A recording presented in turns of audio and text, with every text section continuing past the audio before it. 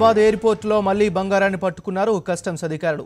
తనిఖీల్లో భాగంగా దోహా నుంచి వచ్చిన ప్రయాణికుడి నుంచి 2 కిలోల బంగారాన్ని స్వాధీనం చేసుకున్నారు. షూ సాక్స్లో బంగారు బిస్కెట్ కడ్డీలను తరలిస్తుండగా కస్టమ్స్ అధికారులు గుర్తించి పట్టుకున్నారు. ప్రయాణికుడు పంజాబ్కు చెందిన వ్యక్తిగా గుర్తించారు. దీనికి సంబంధించి మరింత అప్డేట్స్ని మా కరెస్పాండెంట్ తిరుమల అందిస్తారు. తిరుమల, చెప్పండి, సోదాలకు సంబంధించిన డీటెయిల్స్ ఏంటి?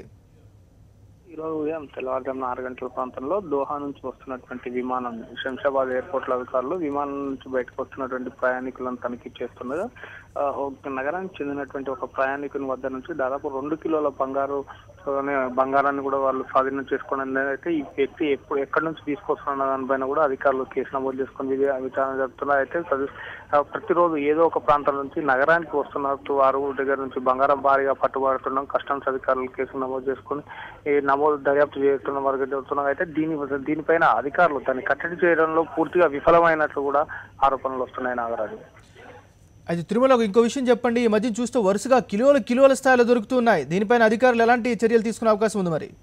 అంటే నాగరాజు, దీనికి సంబంధించి పూర్తిగా కూడా కేంద్ర ప్రభుత్వ ఆధీనంలో ఉంటుంది. అయితే ఈ కస్టమ్స్ అధికారులు ఈ స్వాధీనం చేసుకున్న బంధాన్ని అంతా కూడా కేంద్ర ప్రభుత్వానికి సంబంధించిన దాంట్లో సీజ్ చేసి భద్రపరచాల్సి ఉంటుంది. అయితే దీనిపైన ఈ వ్యక్తి పట్టుబడిన వారు ఎవరైనా దానికి సంబంధిత డాక్యుమెంట్ సమర్పించినట్లయితే వారికి తిరిగి ఇవ్వడం జరుగుతుంది. అదేవిధంగా దీనిపైన ఇప్పటి వరకు అధికారులు ఎంత స్వాధీనం చేసుకున్న పైన కూడా స్పష్టత లేనప్పటికీ కూడా నగరానికి బంగారాన్ని తరలిస్తున్న వారి సంఖ్య రోజు రోజుకి పెరిగిపోతుందని కూడా చెప్పుకోవచ్చు.